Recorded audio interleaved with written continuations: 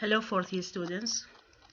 Today we are going to talk about the assessment of another skill in foreign or second language learning, which is reading or reading comprehension.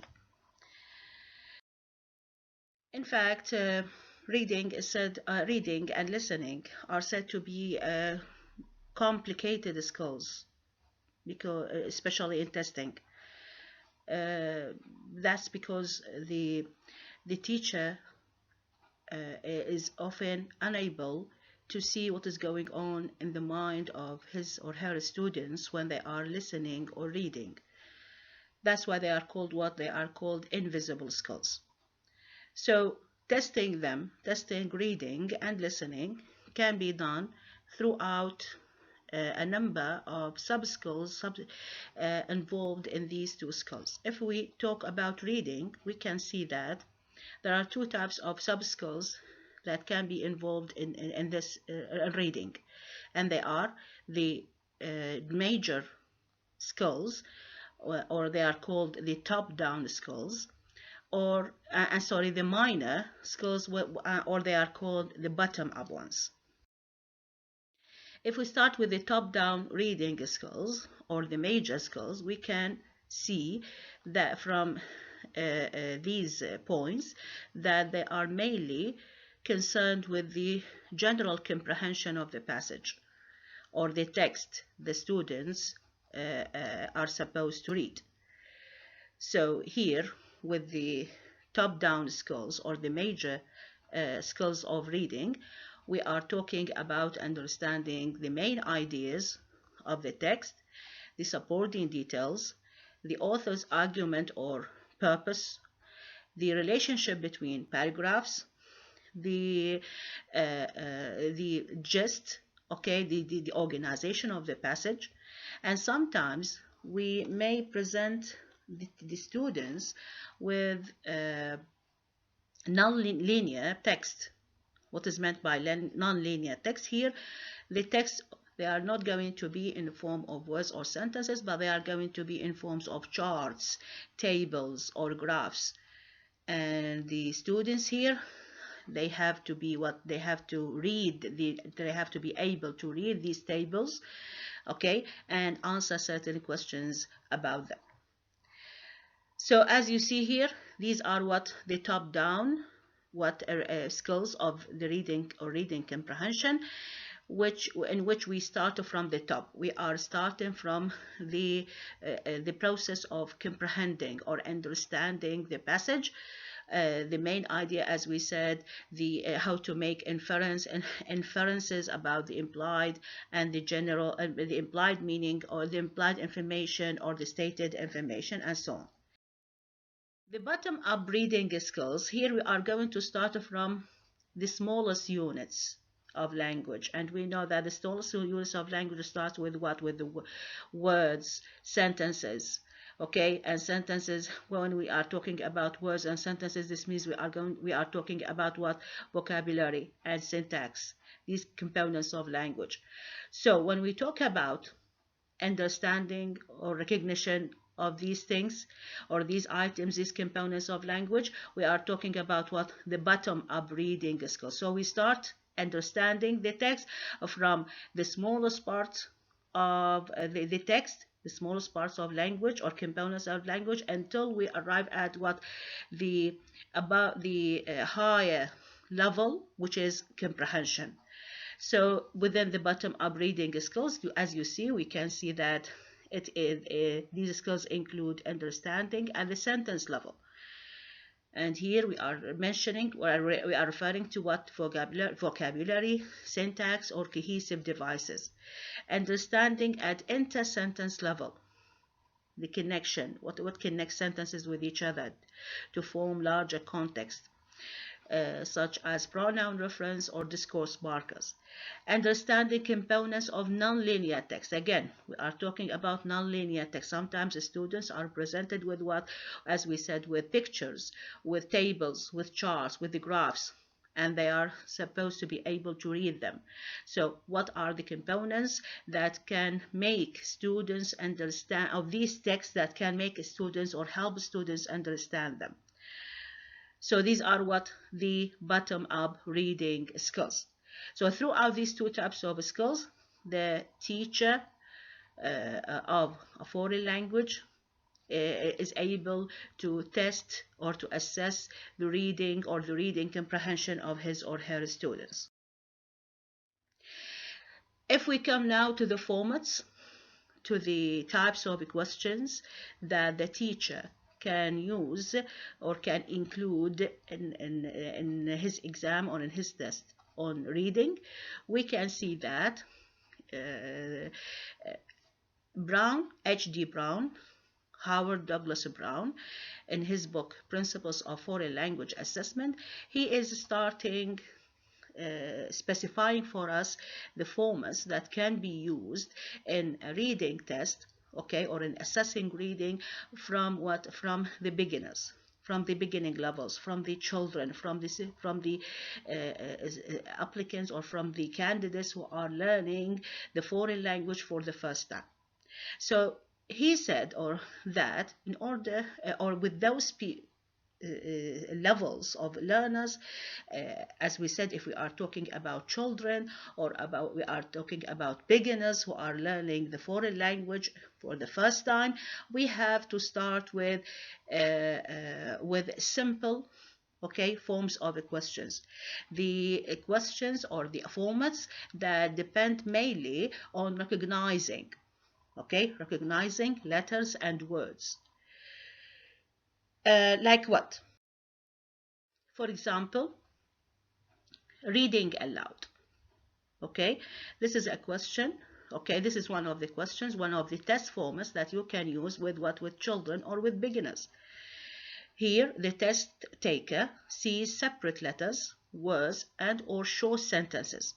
So you give your students, okay, who are either, as we said, children or beginners, you give them a sheet of paper in which there are letters, okay, letters, of course, we are talking about letters of the foreign language, of English, words, or even short sentences. And you ask them to read these letters or words or short sentences aloud one by one. Because the assessment is of reading comprehension, any recognizable oral approximation of the target response is considered correct. Okay, because here your aim is reading, okay, here you should not concentrate so much on the pronunciation of the words, because here you are not after pronunciation, you are after what? Reading or reading comprehension. You are assessing reading comprehension. That's why any approximation that he said here, any approximation to the target word can be considered acceptable from the students. Another form or another test format that can be used with beginners or children is the multiple choice. And here we are not only mentioning or referring to the usual form that we know about the multiple choice questions that consists of the STEM and 4 or 5 options. No, the multiple choice here can take different forms, like same or different, circle the correct answer, true false questions, choose the letter, matching. All these are forms of the multiple choice format that can be used with children and beginners. For example, as you see here, the test takers are represented with in the first example, with minimal pair distinction. In each item, you find 2 words, okay, and the test taker, the student here, is supposed to read these 2 words and circle the correct answer, whether he finds them same or similar with S, so he has to circle the letter S, or different, so he has to circle the letter D. Or you can give them another form of the multiple choice item, in which you see in the second example there are 3 words, okay. You ask the students to read these words and recognize the odd one, okay. You see they are what they, for example, in number one, all of them, they are what? They are similar in pronunciation. But here our aim is not a pronunciation. Our aim is what? To assess whether the student is able to recognize the grapheme, the letters. Okay, so here the student has to look at them, read them, and see which one is odd or which one is different. So this is, again, since that answering such a questions depends on choosing the correct option. So this can be what? A form of a multiple choice question. Another form or format that can be used in assessing reading with beginners and with children is to use pictures, picture cued items. You give your students pictures and you ask them either to read certain words, okay, written on this picture, or you ask them certain questions in the form of multiple choice items or true false questions. For example, in this picture here, the teacher is presenting these students with this picture, and he's asking them to recognize three words from the picture. So this is the aim of this is what is picture cued word identification. You can also use the same picture, okay, and ask your students different questions. Like in this example here, you are presenting two sentences. You ask your students to read each one and point to the picture. Okay, where can they find each sentence in the picture? Or you can ask them true false questions. Okay, you give them a statement and they have to say whether it is true or false. So first of all, they should read the sentence or the statement, understand it, look at the picture, and then they have to answer whether it is true or false. So as we where what these forms are used with, you see they are simple forms and contextualized forms, and they are mainly used with what? With the beginners, with the primary learners who are starting learning the language for the first time, or with children who are again learning the foreign language for the first time, and at the same time they do not have so much literacy in their own language. So here the children, you have to put in mind that they are learning two languages at the same time. So when I am starting assessing their reading ability in the foreign language by using such simple techniques, I am helping them step by step to develop their literacy, reading literacy in the foreign language. With more advanced students, you can use, of course, the same techniques, but you have to make them much more complicated than for children or beginners. Or you can use other forms of testing or formats of testing, like as we said here, as you see here, the cloze test. And I think that you remember what we said previously about the cloze test. Here, this is a description of the cloze test that you can use in testing the reading comprehension of advanced students when you want to assess their reading skills. So the cloze test, first of all, they said they should be usually a minimum of 2 paragraphs in length. Okay, and here there should be, as you remember, they as we said, they should be paragraphs, and there should be some deleted elements. Okay, some deleted elements in in these 2 paragraphs. The students' job here, when they come to have this test, they have to do what? They have to read the passage, understand it, and then write the missing elements. Either you delete these elements depending on the number the number of the word or the sequence of the word that you see in the sentence. They say usually every 6th or 7th word should be deleted, or you can make deletion depending on the importance of the information that this word has in the context or in the paragraph in general. If we come to the how you should score as a teacher when you are going to take your students' answers, you have to of course you have to score them, you grade them. So how should you score or grade the answers of your or responses of of your students? Here they say that you have two options. Either you are going to follow the exact word scoring. Here the students are supposed to provide the exact word that has been deleted from the text. Otherwise they are going to get nothing. Or the second method that you can follow is the appropriate word scoring. Okay, sometimes the students may not provide or may not write the same or the exact word that has been deleted, but some other word that can be similar in meaning, okay, and can be also appropriately used in the context. So here you can also, when you are following such a method in scoring, you can accept from this from the students and you give them a credit for this. For example, if we say, everyone in the crowd enjoyed the gorgeous sunset. If we said the word gorgeous has been deleted from this sentence, and the students, when they read such a sentence, they have what to read the sentence carefully, understand it, and understand that there has been some adjective in this word or in this place, and it has been omitted or deleted.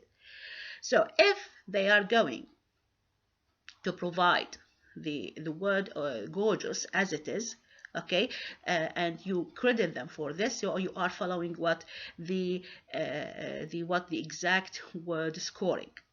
But sometimes, or not all these students may have this this vocabulary or this word or can identify or recognize that gorgeous is the exact word that they should use here. They may use, for example, beautiful, amazing. Okay, so here they have used appropriate word and an adjective that can also give the same meaning or similar meaning to the original adjective, which is gorgeous. If you accept this from them, so here you are following what the appropriate word scoring. Okay, this is, as we said, the clause test.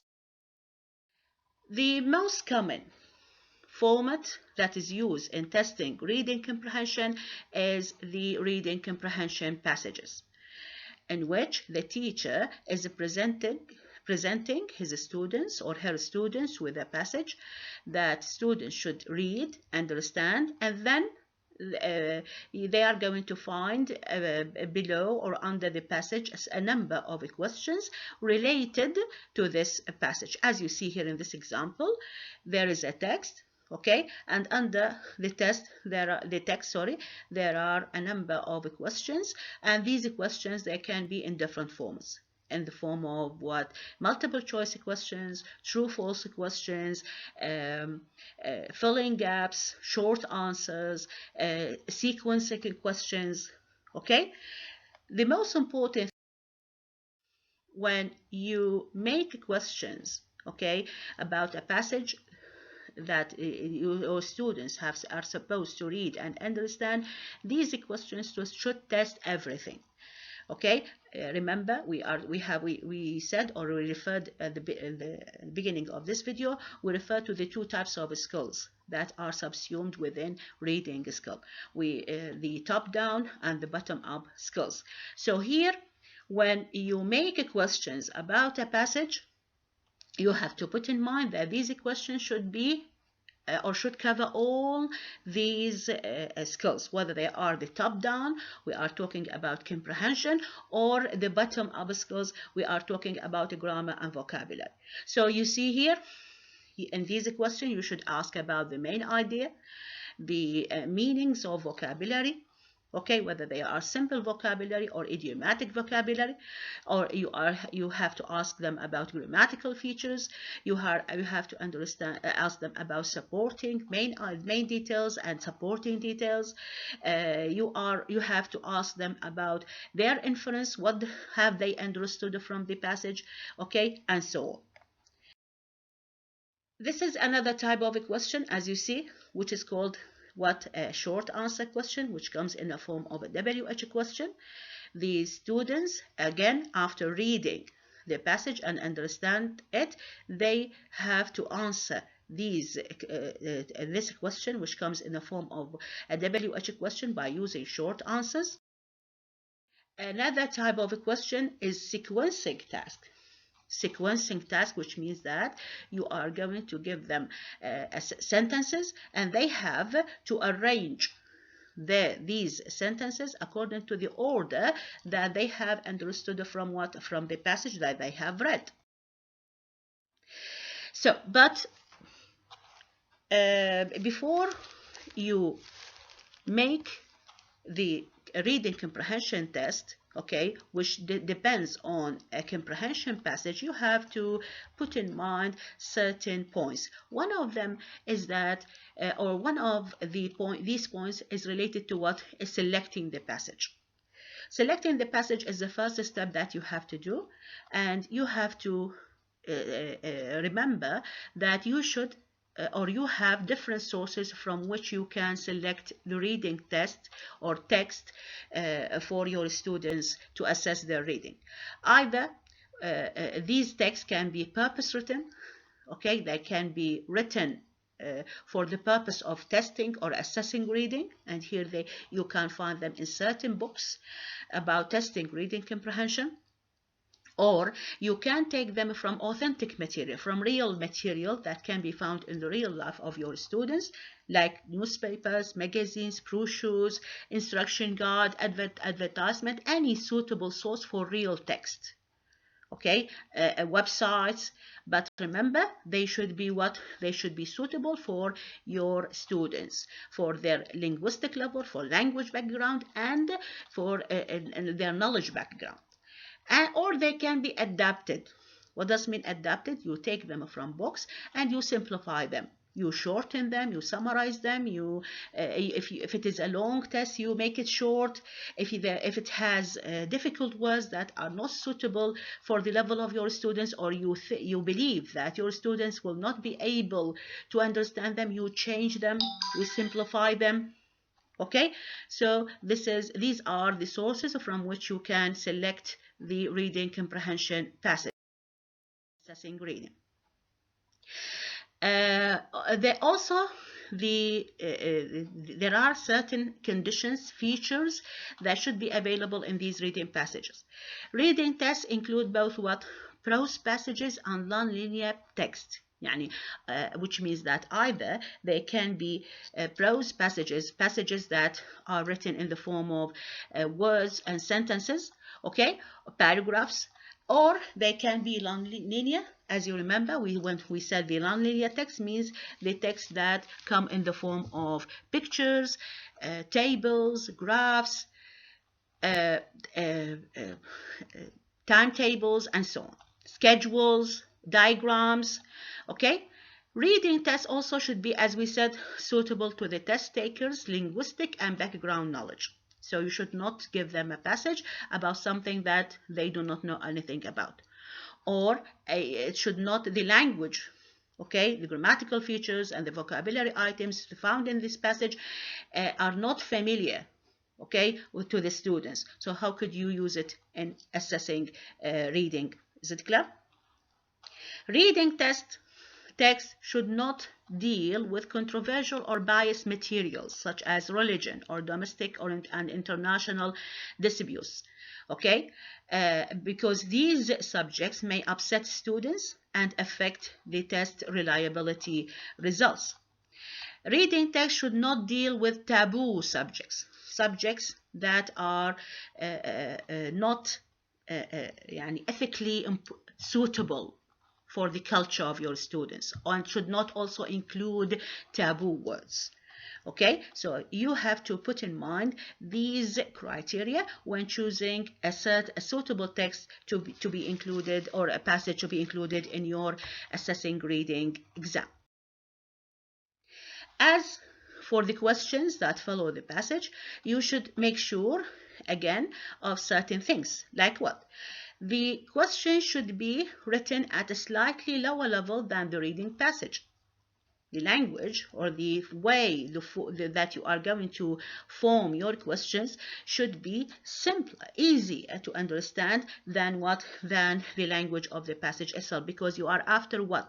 You are after assessing your students' understanding of the passage, not understanding of the question.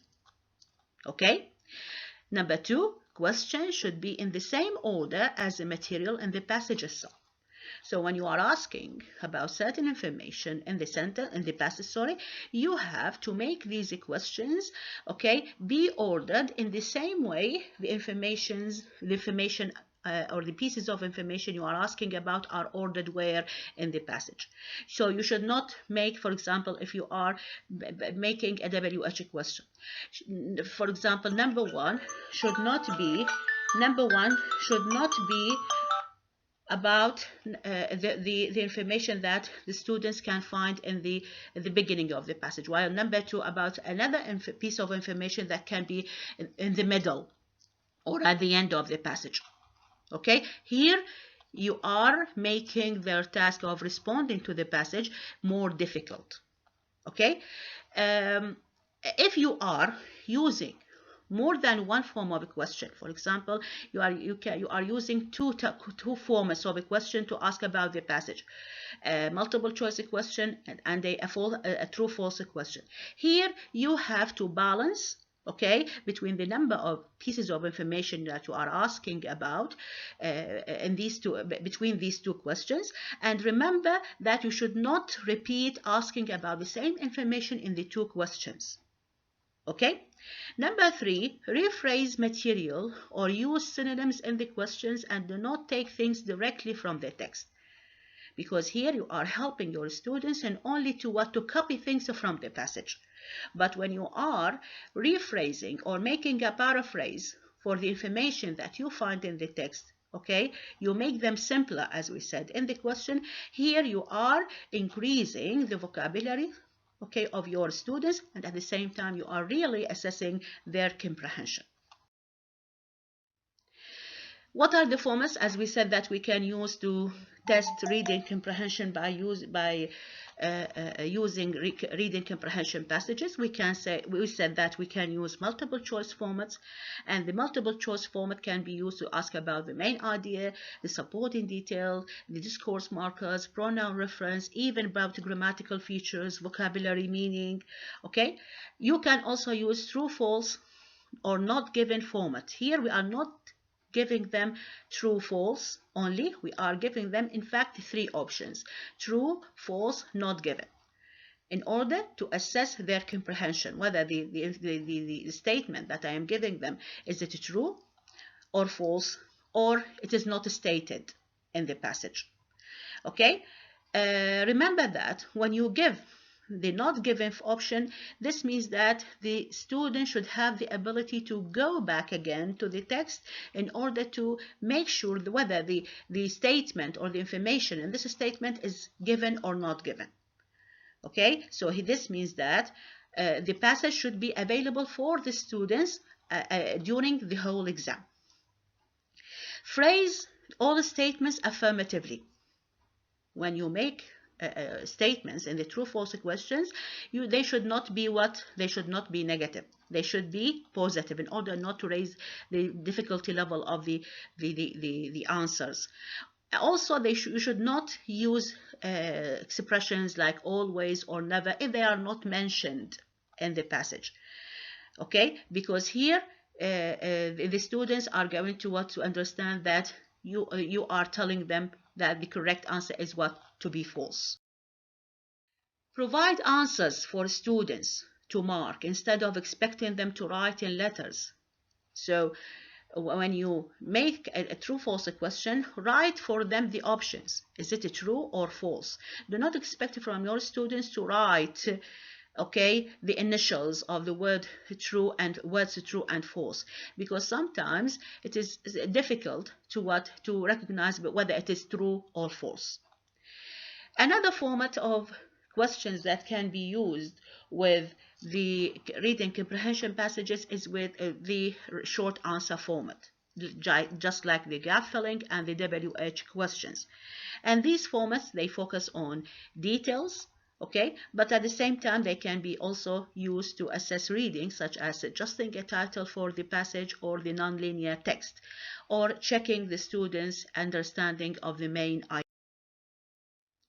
Another format that we can use to test reading comprehension passages is the sequencing format. As we said, within this type of a question, you give your students a number of sentences and you ask them to arrange these sentences according to their understanding of the passage that they have read.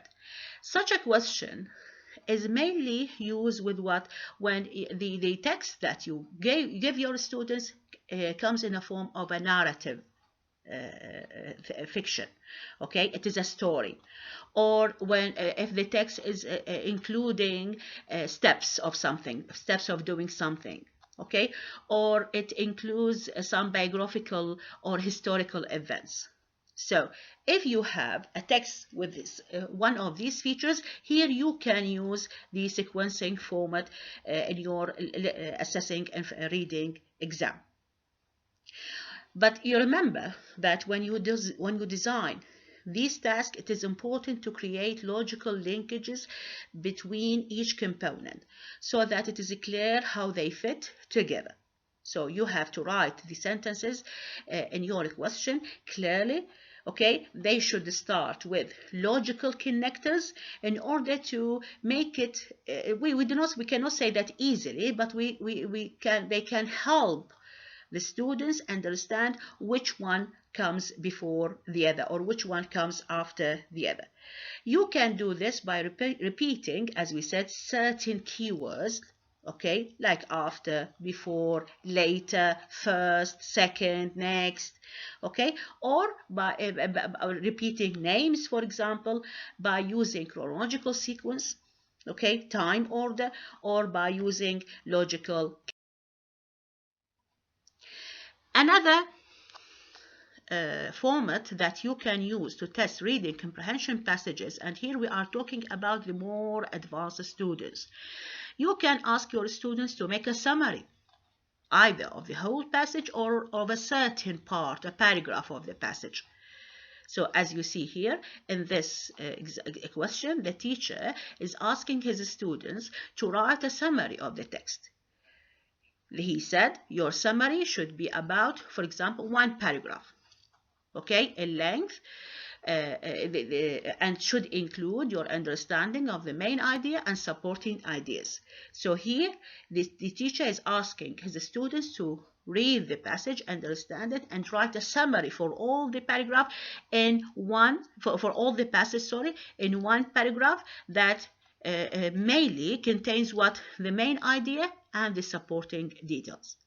So when the teacher is coming now to grade the answers of his or her students, he should follow or she should follow certain criteria in this process. Like what? These criteria will include expresses accurately the main idea and supporting idea, written in correct word by using correct word vocabulary from the original text, logically organized. It displays facility in the use of language to clearly express ideas in the text. So if you find these criteria in the summary that you ask your students to write, so it is going to be a good summary, and they are going to get a good score. Another format that you can also use to test reading comprehension for your students when you are using with them passages, and here, as you remember, we are talking about the advanced students, you can ask them to write something about it. So here, in this question, for example, the teacher is presenting his students with, or her students with, an article about a certain topic, which is pollution or poisoning in the air we breathe. Okay, and he's asking them, after reading and understanding this article, he's asking, or she's asking them to do what? To write. Okay, write an essay in which you agree or disagree with the author's thesis, and of course they have to support their opinions from information in the article. You see, information from the article, this means that they have to read the article clearly, closely, understand it, and then write the essay that his or their teacher asked them for. Okay? So, when the teacher comes to score or grade the essays that his or her students have written, again, they should follow what? A certain rubric or a certain scoring scale, okay, in order to give them the credit that they deserve. So, for example, they may give them 3 if the essay they have written gives the teacher a clear idea that they have really understood what the article that they have read. But why? Because they mentioned, for example, something about the main idea and the supporting ideas. Or 2, if they understand, okay, the main idea but lacks comprehension. Okay, they got the main idea in the passage or in the article, but they didn't, for example, understand what are the supporting details for this main idea. They may get 1, okay, only 1 mark or 1 grade if there is no partial understanding for the main and the supporting ideas. Or they may get nothing or 0 if the essay that they wrote doesn't reflect any understanding for the information presented in the article. So as you see, the most common form of testing reading comprehension, especially with the intermediate and advanced students, is by using a passage. After reading the passage, the students have to expect that they are going to be asked certain types of questions, okay, and each type of a question is touching certain thing, asking about certain thing, okay, in the passage, assessing certain skills in the passage, and there are, as we said, there are certain ways for scoring the answers of the students. Okay, another form. It is not only passages that you can use with advanced students. You can also, as we said, use nonlinear text. If you remember, we mentioned the nonlinear text repeatedly in the class. We said the nonlinear text we are referring by the nonlinear text we are referring to what? To the tables. Okay, if you give your students tables to read, charts, schedules, pictures. Okay, and then you ask them questions about them. For example, in this question, the teacher is presenting his or her students with this graph. And you see under the graph, the teacher has changed the graph into what? Into a closed test. So you see, here you have 3 paragraphs or 4 paragraphs in this closed test, and there are certain elements that have been deleted. The students here have to look at the graph carefully, examine it closely, understand it in order to be able to fill in the blanks, the missing elements. So this is called what? This is called the information transfer from non-linear text, which means that you present your students with non-linear text, and then you expect them to take information, to understand information from them and answer certain questions about them. So these were the main techniques that we can include in our communicative test when assessing reading. Thank you.